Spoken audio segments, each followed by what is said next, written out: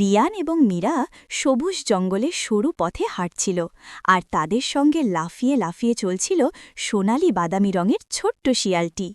হঠাৎ রিয়ান ঝোপের কাছে চকচকে নীল পাথরটি দেখতে পেয়ে নিচু হয়ে তুলে নিল।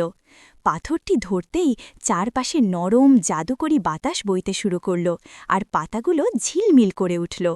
বাতাস থামতেই একটি প্রাচীন গাছের গায়ে হঠাৎ একটি গোপন দরজা দেখা গেল।